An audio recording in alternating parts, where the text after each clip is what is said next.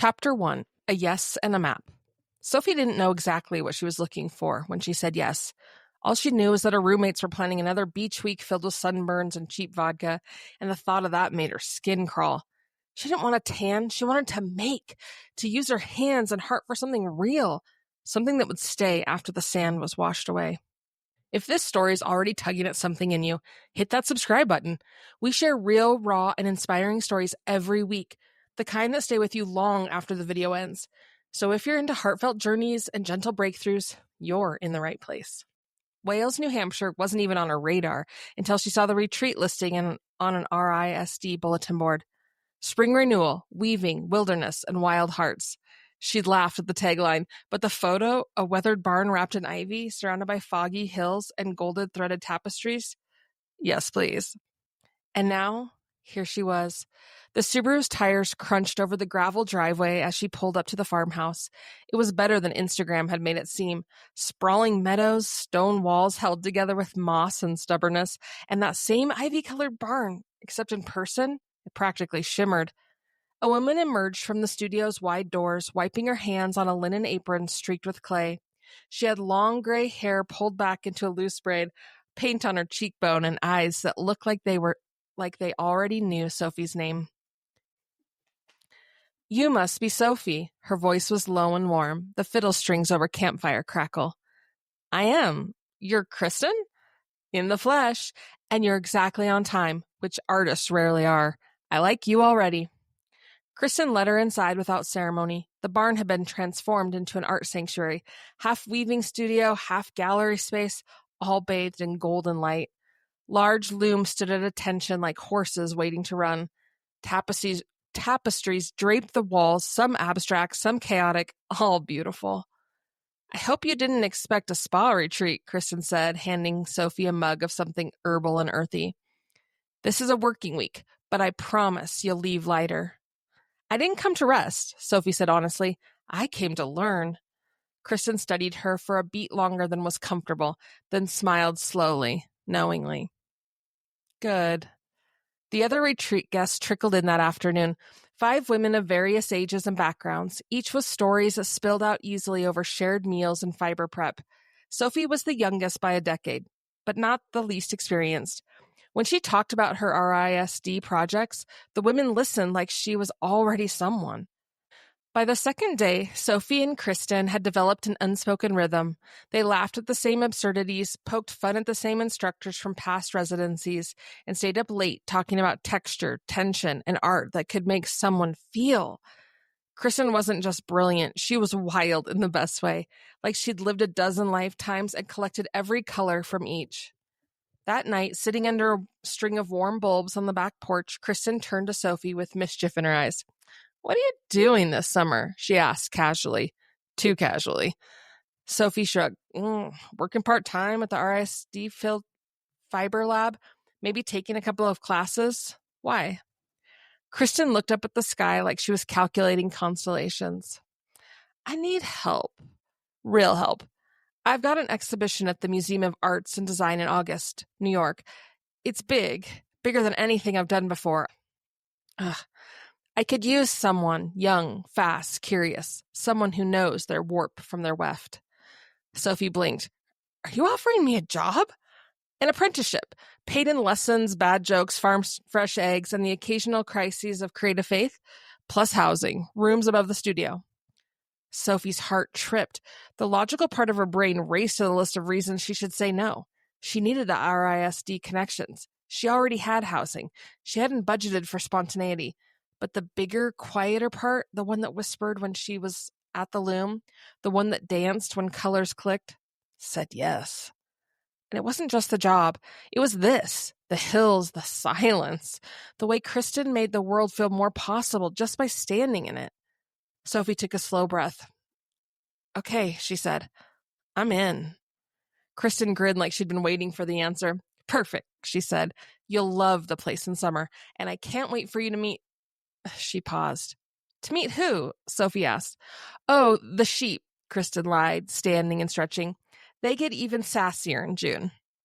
Sofie laughed, shaking her head, and didn't think to press. She had no idea what she just agreed to. Chapter 2, patterns, and pulls. Ben had always been Kristen's favorite project, though she'd never admit it out aloud. Clay could crack, looms could tangle, but her boy, he had turned out beautifully. Stubborn, yes.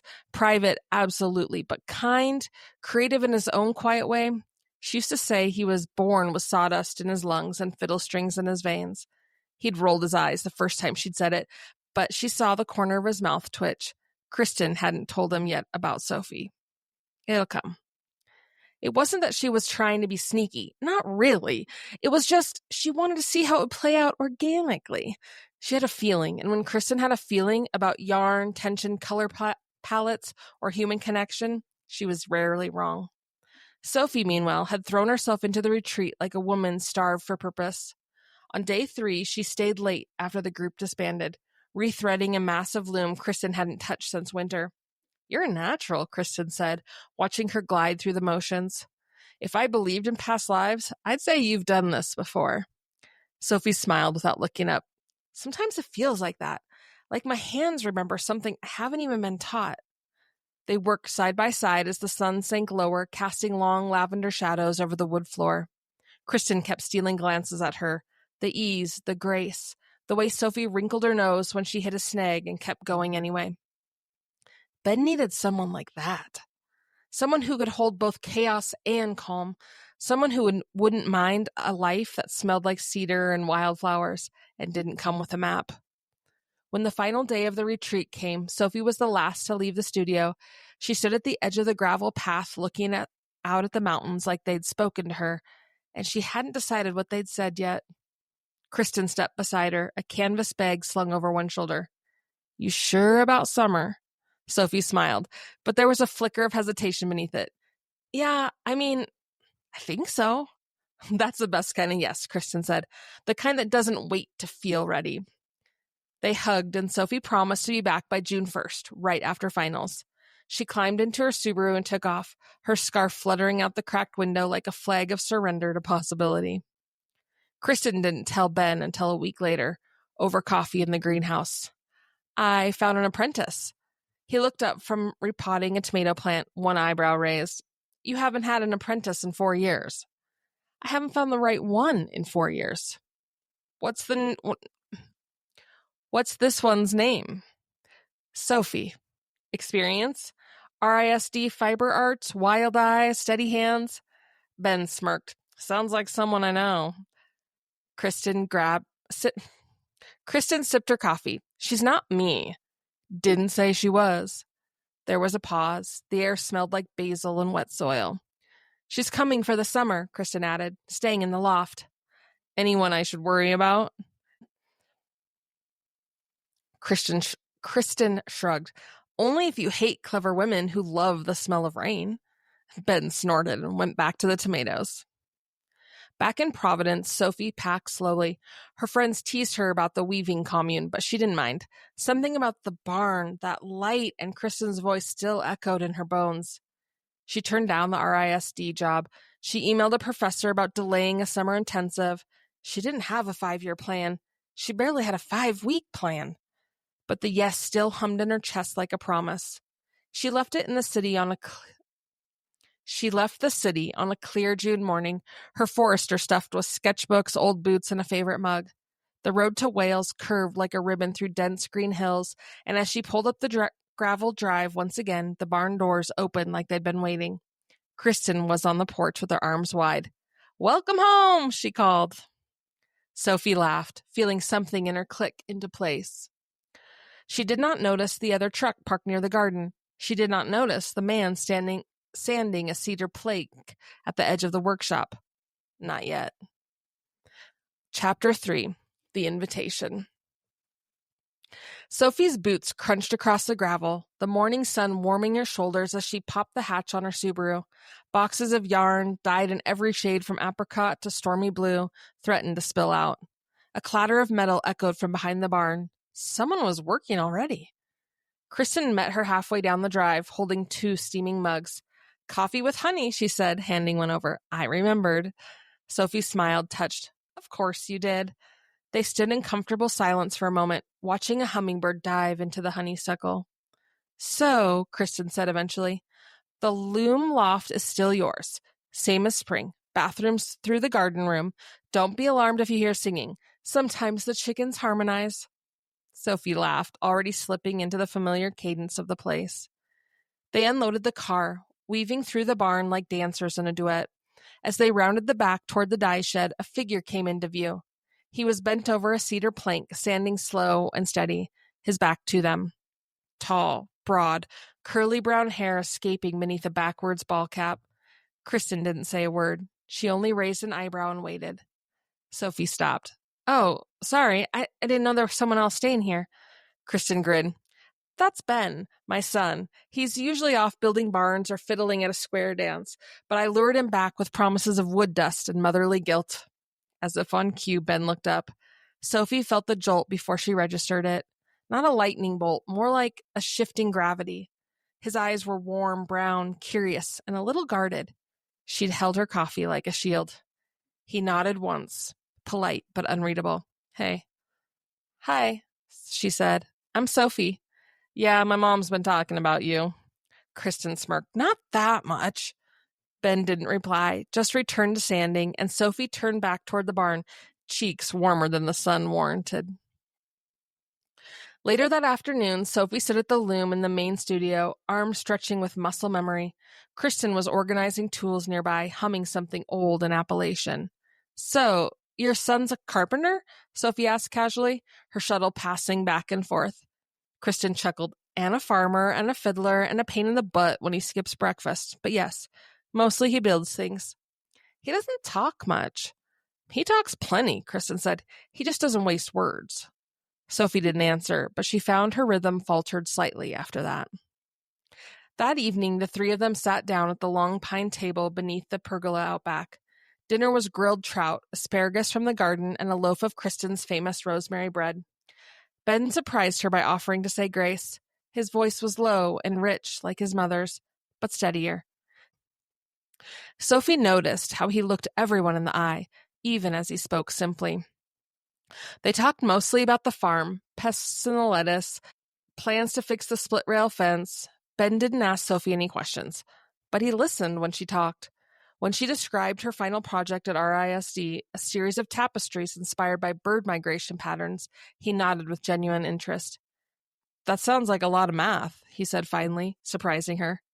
It was, she admitted, but I liked it. Pattern plus intuition. It's kind of my jam. He grinned, and she noticed how crooked and perfect his smile was. After dinner, Kristen disappeared inside with a wink and a fake yawn. Sofie wandered toward the garden, barefoot now, arms wrapped around herself in the fading light. Ben was on the porch, plucking at his fiddle. The sound drifted across the lawn like smoke, low and slow. That's beautiful, Sofie said softly. He looked up, not startled. You like fiddle music? I do now. He played a few more notes, then set the instrument down gently. My mom says you're staying all summer. Yeah, she said. I needed a change. From what? Noise, school, people pretending they know who they are. Ben nodded slowly. Yeah, that'll wear you out. They didn't say anything for a minute. Fireflies began flickering at the edges of the field. She didn't mention you, Sofie said finally, back in March. She probably thought I'd scare you off. Sofie smiled. Maybe I should be scared. Ben tilted his head, amused. Are you? No, she said, but I'm curious. He held her gaze for a moment longer than was necessary. Good, he said. Then he picked up his fiddle again. Sofie walked back toward the barn, the music following her like a thread. Chapter 4. Unexpected Guest. By the third morning, Sofie had developed a ritual. She'd rise with the sun, brew tea in the loft's tiny kitchenette, then take her mug and sketchbook out to the old bench beneath a birch tree. It was a quiet hour. The world was still unwrapping itself from sleep. But today, someone else was already there. Ben. He sat with a canteen beside him, sawdust in his curls and pencil in hand. He was sketching too. Oh, Sofie said, caught off guard. I didn't realize the spot was taken. Ben looked up, then shifted over without a word, patting the wood next to him. She hesitated only a second, then sat. Didn't peg you for the sketchbook type, she said. Most people don't, He showed her the page, a rough pencil drawing of the barn. Nothing fancy, but it had movement and weight. I sketched to measure, for builds. She nodded. You draw light like you care. He shrugged. Don't you? They fell into an easy silence. Sofie started a quick charcoal outline of Kristen's dye garden. Ben didn't look over her shoulder, but she felt the air shift when she added a swoop of shadow. He finally asked, You always up this early? When I can be. Mornings are fresh, quiet, full of possibility. Yeah, he said, nights are for relaxing. Mornings are anticipation. Back in the studio, Kristen was pretending not to be thrilled. She busied herself with a vat of marigold dye, but kept stealing glances at Sofie's station, where a new design had bloomed, a blend of cedar tones and deep greens that hadn't been there before. You sleep okay? She asked innocently. Really well. The air up here feels like it's full of secrets. Kristen raised an eyebrow. Any particular ones? Sofie just grinned and changed the subject. Later that week, Kristen announced that they'd be taking a trip to the local fairgrounds for the monthly artisan market. Ben's coming, she said breezily, slicing peaches into a bowl. He's got some cutting boards to sell, and I promised him pie if he drove us. I can drive, Sofie offered. Kristen waved her off. You'll want to ride with Ben. His truck has character, which was apparently code for the passenger door only opens if you say something nice to it. Sofie discovered this after 3 tries and an awkward chuckle. Ben smirked as he started the engine. She's picky, like her driver. The market was tucked into the shadow of the hills, full of tents and handmade wonders. Sofie wandered in awe. Linen dresses, beeswax candles, leather journals. She lost track of time, of herself, of Ben, until she spotted him leaning against a booth, talking to a woman with thick braids and a toddler on her hip. The woman laughed and touched his arm. Sofie looked away. She wandered around until she found a booth selling vintage weaving shuttles. The older man behind the table explained each one's history like they were sacred relics. Sofie ran her fingers over a maplewood one, its edges smooth with use. This one feels like it knows things. Then it belongs to you, the man said. She bought it, tucked it into her bag, and turned to find Ben standing a few feet away. Find something good? He asked. She held it up. An old soul. He nodded. Me too. She raised an eyebrow. I mean the pie, he said, lifting a paper-wrapped slice of peach tart. But I like your version better. On the ride home, Ben asked about her favorite piece she'd ever made. She talked about a woven series based on the phases of grief, how the tension of the warp changed with each panel. He listened like the story mattered. When they pulled into the driveway, she lingered a moment longer in the truck than she needed to. You ever play your fiddle at the market? She asked. Sometimes. You should next time. He looked at her, then said softly, Maybe I will, if you promise to show me that grief series. Deal. That night, Sofie lay in the loft staring at the ceiling beams, the old shuttle on the windowsills beside her. She was supposed to be here for the weaving, for Kristen, for the quiet. So why did her heart thump every time Ben looked at her like she was a page he wanted to read again? And why hadn't Kristen said anything? Chapter 5, Splinters and Sparks. Sofie was elbow-deep in tangled thread when Ben ducked into the studio, wiping sweat from his brow. His shirt was streaked with sawdust. His sleeves were rolled up just enough to be distracting. Not that she was watching. Much. Studio's quiet today, he said. Kristen went into town, Sofie mumbled, frustrated. I've been fighting with this loom for an hour. Ben walked over, eyeing the snarl of thread like it was a fallen tree. You want help? You know how to fix a loom? No, but I know knots and patience. He knelt beside her and gently pulled a few strands apart. Their hands brushed just once, but it felt like a spark leapt between them. Sofie froze. Ben didn't seem to notice. He kept working, but his jaw clenched just slightly, like he had felt it too. They untangled the mess in near silence. When the threads were finally free, Sofie sat back on her heels and exhaled. Thank you, she said genuinely. He shrugged. You would have gotten it eventually. Yeah, but by then I'd have set the whole thing on fire. He chuckled, stood, and held out a hand to pull her up. When their palms touched again, Sofie didn't pull away as quickly. Ben opened his mouth like he wanted to say something else, but the studio door creaked, and Kristen entered carrying bags of groceries and a loaf of crusty bread. She took one look at the two of them and smiled like a fox. "Don't mind me," she said. "Just feeding the creative fires."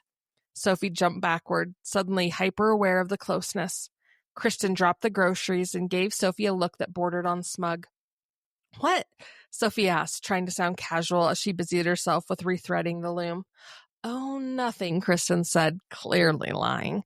"You just look a little surprised, that's all." Sofie didn't look up. "We were just untangling thread." "Mm-hmm." Sofie reached for her scissors. "Did you end up finding the beeswax candles at the co-op?" Kristen let the subject dangle for a beat. "I did," she said, "but don't think I didn't see the other thread getting tangled." Sofie rolled her eyes despite the smile tugging at her lips. Kristen walked past her, casually dropping a fresh spool of linen onto the table. "Who's to say what you'll learn this summer?" That night, a summer storm rolled in. Wind rattled the eaves and lightning danced across the hills like a warning and an invitation. Sofie couldn't sleep. She threw on a hoodie and crept down the barn stairs, stepping barefoot into the damp grass. The rain was light, warm.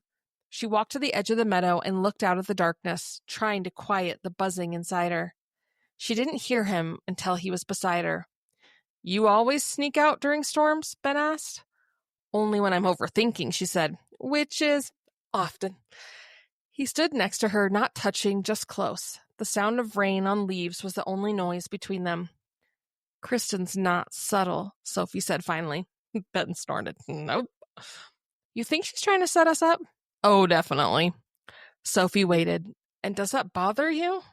Ben looked down at her, raindrops catching in his eyelashes. "No," he said softly. "What bothers me is pretending I don't want it to work." Sofie swallowed. Her heart did something strange and unrepeatable. "We shouldn't," she whispered. "I know." But neither of them moved. The air between them was thick with everything unsaid. He reached up, gently brushed a wet strand of hair from her cheek. She didn't stop him. Back in the loft, Sofie lay awake long after the rain stopped, staring at the wooden beams and trying to stitch together what had just happened, or almost happened, in the field. This was supposed to be a creative escape, a summer of focus and learning, not stolen glances, not thunderstorms and long-lashed carpenters who built tables by day and played fiddle by moonlight. She turned over, pulled the blanket tighter. Kristen hadn't said a word when they came in, just raised one eyebrow and offered them both tea. But Sofie was starting to think maybe she hadn't walked into a weaving retreat at all. Maybe she'd walked straight into a story, and she wasn't sure who was writing it. Still with us? This is the kind of story we share every week. Hit subscribe to follow along. Chapter 6, Threading the Secret. The morning after the storm, everything smelled like renewal.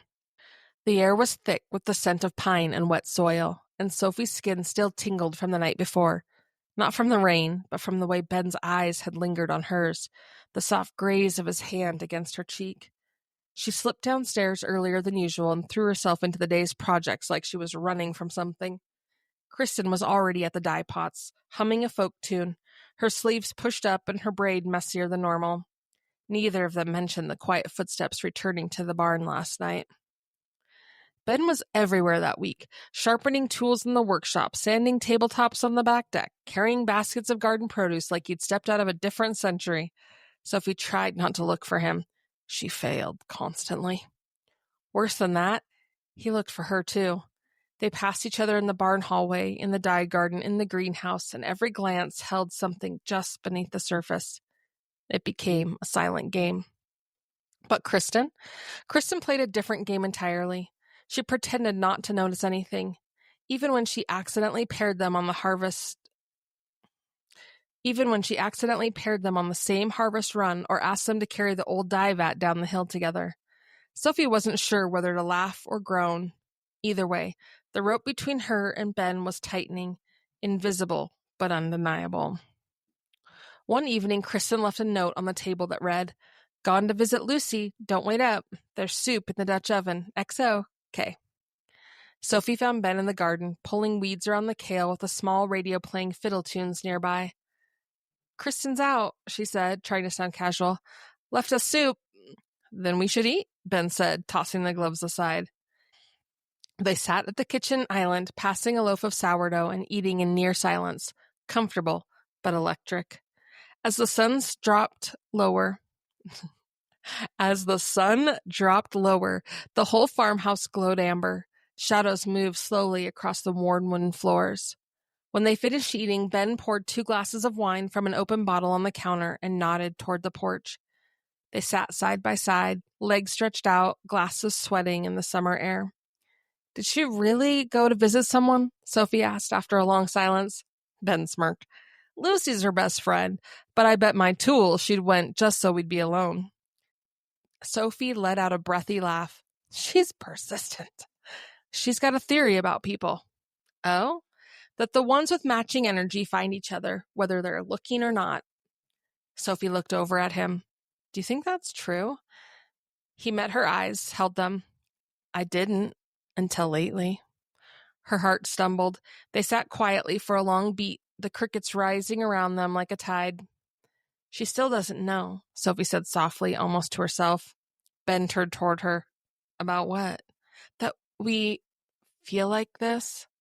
Ben took a sip of wine. She knows. She's just pretending not to. Sofie leaned her head against the post behind her. Is this dangerous? Probably. But we're doing it anyway. He smiled. That seems to be the theme. That night, Sofie couldn't sleep again. She pulled on a sweatshirt and climbed up into the hayloft above the studio, a place she'd claimed as her private retreat. She brought her sketchbook and a battery lantern, flipping to a blank page. Instead of drawing a loom or a tapestry, she started sketching the outline of a man bent over a fiddle, his curls wide, his boots worn in just the right places. Her pencil moved fast, urgent. She didn't stop until she'd filled the page. Then carefully, she tore it out and tucked it inside a wooden box Kristen had given her, a place for things unfinished. The next morning, Kristen acted as if nothing had changed. She asked Ben to fix the barn latch and gave Sofie a list of natural dyes to test. But her eyes sparkled just a little too much when they met Sophie's across the breakfast table. Sofie gave her a suspicious look. You're being too cheerful. I'm always cheerful, Kristen said, sipping her coffee, which means you're up to something. Kristen just winked and carried on cracking eggs. That afternoon, while Ben was splitting firewood and Sofie was in the dye shed mixing madder, root, and vinegar, Kristen strolled up and leaned against the doorframe. You've got that glow, she said lightly. What glow? Oh, you know, he looked at me like I was the whole meadow kind. Sofie flushed. Nothing's happening. Of course not, Kristen said with a slow grin. Not yet. Kristen! She held up her hands. Hey, I'm just the lady with the loom. What do I know? But as she walked off, Sofie could hear her humming again, that same old tune drifting through the fields like an echo of something invisible. Chapter 7, Knots in the Loom. Sofie was stuck. The loom loomed, pun intended, like a wall she couldn't scale. Every time she thought she had the pattern aligned, her tension went off or her colors dulled. Her fingers, usually quick and sure, felt heavy. Her mind buzzed with ideas, but none landed. She stared at the half-finished panel on the frame, heart pounding with frustration. It was supposed to be about arrival, what it felt like to finally belong, but all she could see were muddy shapes and tangled threads. Kristen walked in, glanced at the work, and said nothing. She just placed a bowl of fresh strawberries beside Sofie and walked back out, humming. That evening, Ben found her sitting on the back step, legs drawn in, chin resting on her knees. Studio monster giving you trouble? He asked, taking a seat beside her. Sofie nodded. I don't know what I'm doing.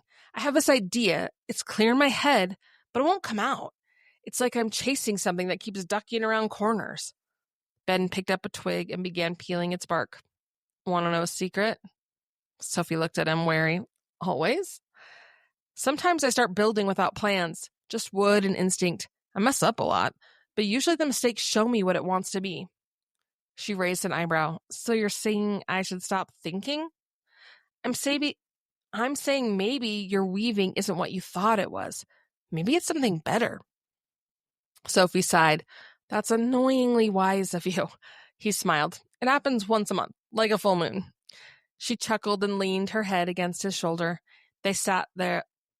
They sat that way until the stars came out, quiet and fused in the moment. The next day, Sofie returned to the loom early. She didn't rip it all out, just a few rows. Then she let her hands move without overthinking, changing the rhythm, adjusting the colors, letting the piece talk back. She felt herself drop into flow, not forcing, not controlling, just listening. By lunch, a new shape had emerged, something wild and softer than planned, less precise, more alive. Kristen passed by and paused at the doorway, eyes lingering. "You found it," she said. Sofie turned. "Found what?" Kristen smiled. "Your voice. That's your thread now." As July bloomed around them, the retreat center shifted from a place of tasks to a place of connection. Sofie began teaching a few day guests, helping locals dye old sheets into works of art, showing an older woman how to hold the shuttle with less wrist pain. She saw how the small things, the gentle guidance, the pause between steps could change someone's day. And every night after dinner, she and Ben would slip away. Sometimes they walked the edges of the field barefoot. Sometimes he played his fiddle and she sketched by firelight. Sometimes they didn't say much at all. It was the easiest, most complicated thing she'd ever felt. Then came the day Kristen announced the plans for New York. "We've got 6 weeks," she said, slapping a calendar onto the kitchen table. "I need 6 finished large-scale works, plus 10 smaller panels. I'll handle the packing and prep, but Sofie, I want you to design 2 of the major pieces." Sophie's fork froze halfway to her mouth. "Wait, what?" Kristen nodded. "You've earned it. Your pieces have heart, and I'm not dragging work to Manhattan that doesn't feel like it came from someone living." Sofie blinked. "I don't know if I'm ready." Ben spoke up. "Then it's the perfect time." She looked between them, Kristen's eyes steady, Ben's quiet belief, and nodded. "Okay," she whispered. "Let's do it." Later that night, as she and Ben sat in the hayloft looking at old sketches and thread samples, he reached over and took her hand without a word. They didn't kiss. They didn't need to. The moment was full enough. Still, a part of Sophie's heart beat louder than the rest, because she could feel it. This summer was slipping through her fingers, and when it ended, everything might change. Chapter 8, Firelight and Footsteps. The bonfire was Ben's idea. "End of July deserves a proper send-off," he'd said, hauling pallets and old apple crates out to the far field. Kristen had pretended not to notice the way his eyes flicked towards Sofie as he said it.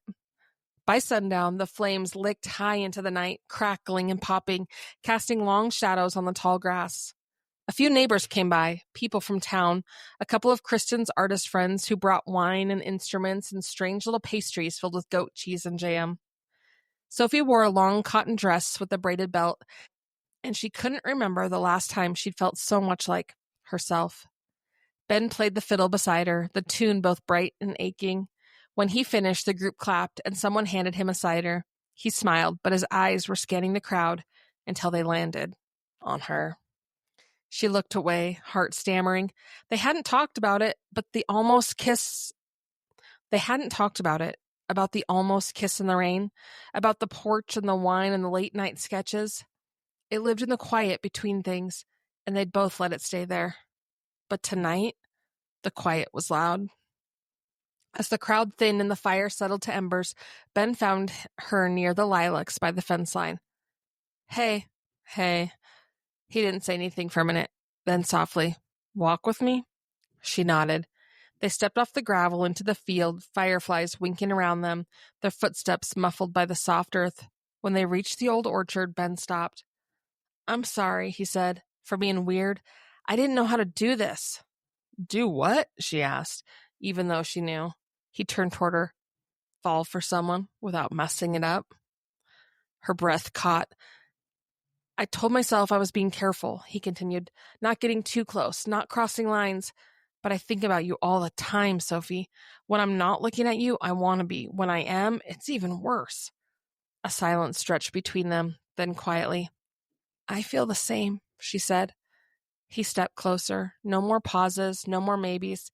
He kissed her, gently, fully, like someone who'd waited until it mattered. And it did. Everything else dropped away. Back at the barn, Kristen was wiping down her dye table, pretending to clean up long after everyone had gone home. She looked up when the door creaked. Ben and Sofie stepped inside, cheeks flushed, eyes soft. Kristen raised a brow. "Good night, I take it?" Ben rubbed the back of his neck. "You knew." Kristen smirked. "I'm not blind, just patient." Sofie blushed. "We weren't trying to keep secrets." "Of course you were," Kristen said cheerfully, "but I decided to let you." She walked past them, grabbing her satchel from the chair. "You two work out your story however you like," she added. "Just remember, love and art don't always follow neat patterns. They are both worth the mess." And with that, she disappeared into the night. The next morning, everything felt different. Not awkward, just heightened. Every glance held more meaning. Every brush of fingers felt like lightning.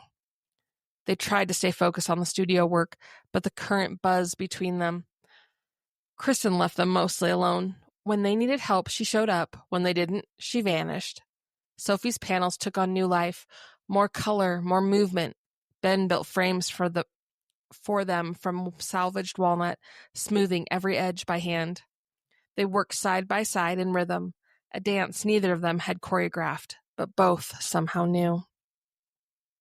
But as August wore on, the exhibit drew closer, and so did the end of summer. One morning, as Sofie stood over her nearly finished piece, her phone buzzed. A message from her advisor at RISD. "An unexpected opening in the European Fiber Residency. Full semester in Finland. Starts in 3 weeks. Interested?" Sofie read it twice. Her heart flipped. It was everything she dreamed of. Before she ever met Kristen. Before Ben. Before this summer rewrote all her plans. She didn't respond. Not yet. But the quiet between them wasn't quiet anymore. It was full of questions, and the firelight kiss that now felt like the beginning of something was too big to ignore. Chapter 9. The Unraveling. The exhibition crates lined the barn wall like sentinels, each one labeled in Kristen's looping handwriting. Bubble wrap panels, woven in wild, nestled layers of soft cotton cloth. The studio buzzed with energy, packing tape, lists, nervous pacing. Sofie's 2 pieces were done, finished. She should have felt triumphant.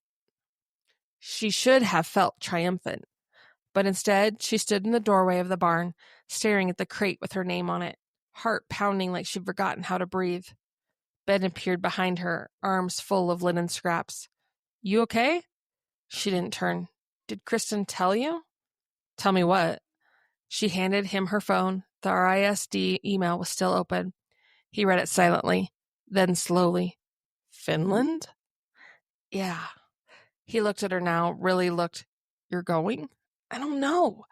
He handed the phone back. "It sounds amazing." "It is amazing. It's everything I said I wanted. Back in spring, I would have jumped at this.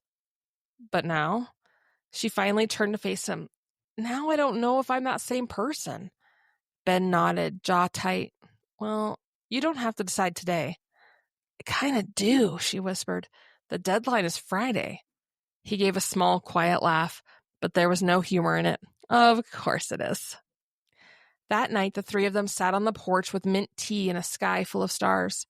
Kristen toasted to the best exhibition prep this old barn has ever seen. Sofie smiled, but it didn't reach her eyes. Ben kept glancing her way, trying to read her silence. She said nothing.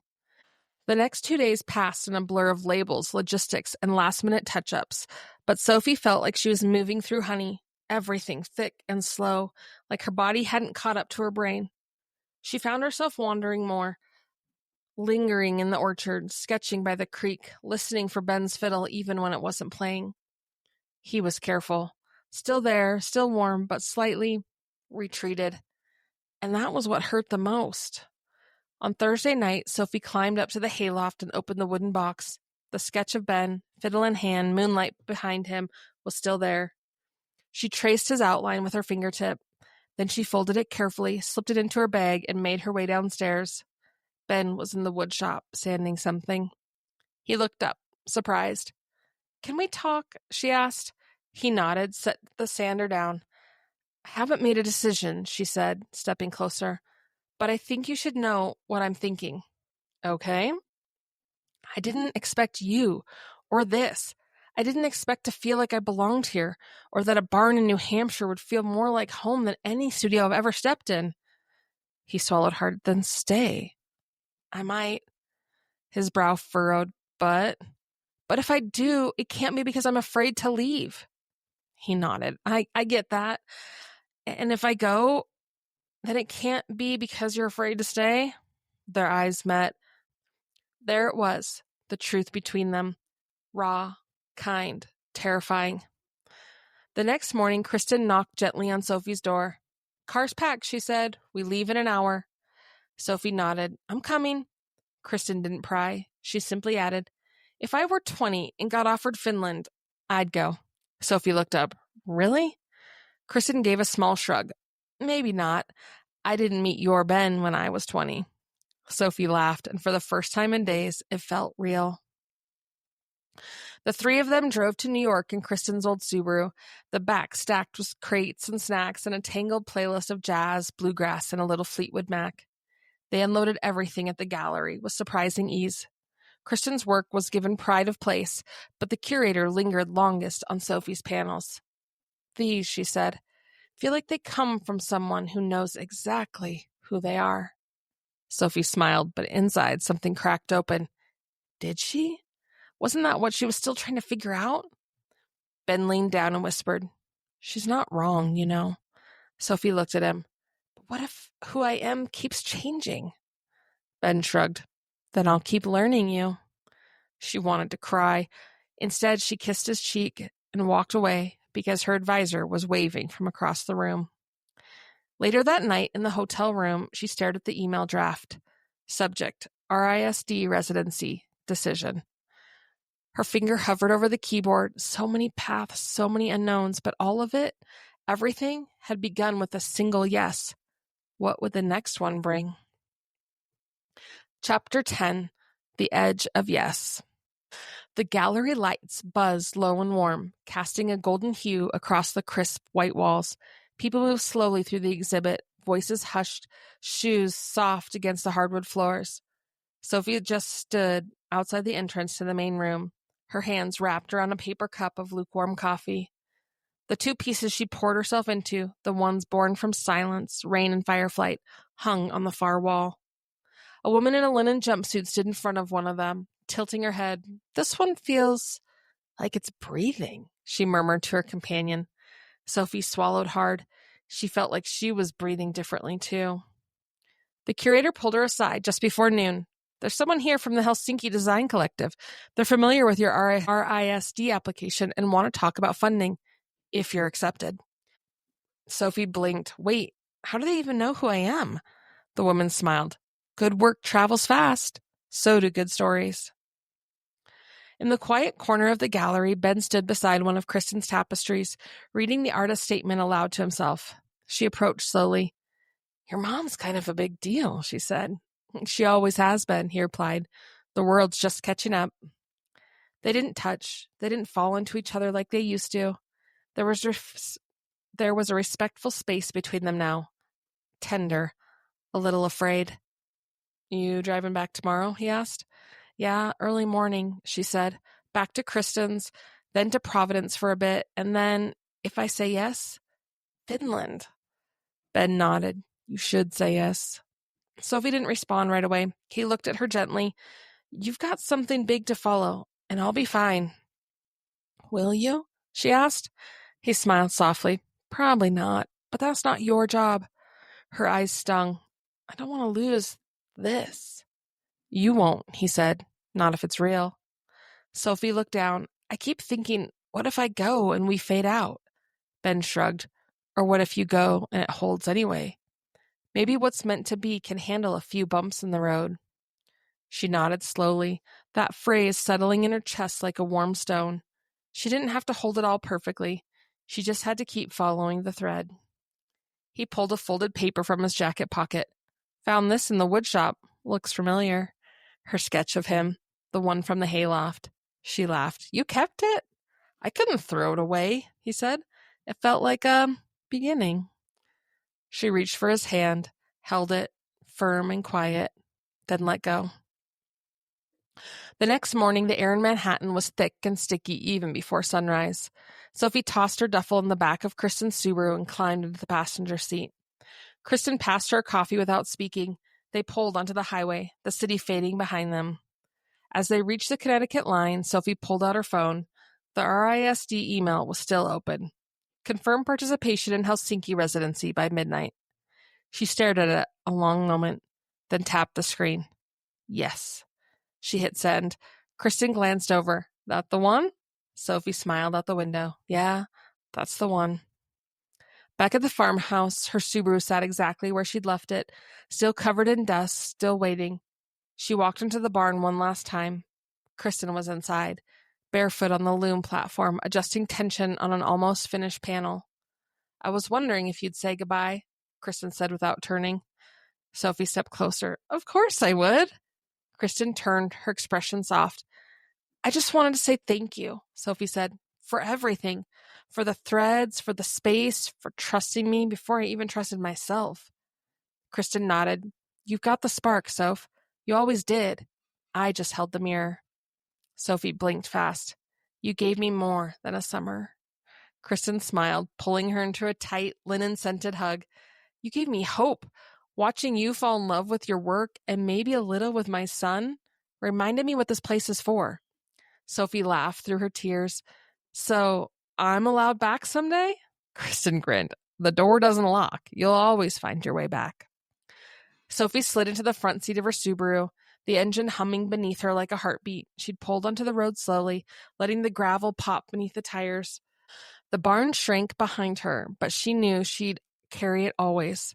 The dye pots, the midnight walks, the boy with the fiddle, and the woman who saw her clearly. The tears came quietly, not from sadness exactly, but from the sheer size of it all, what she'd been given, what she was leaving. She didn't know what would come next, but she whispered a silent promise to the hills in her rearview mirror. Let my yeses bring me back here, to this place, to these people, to what already feels like home. And then she drove on, following the thread into the unknown. If this story spoke to you, there's more where that came from. Go ahead and hit subscribe so you don't miss the next chapter in this journey or the next story that just might be yours in disguise. Thanks for listening, and we'll see you in the next one.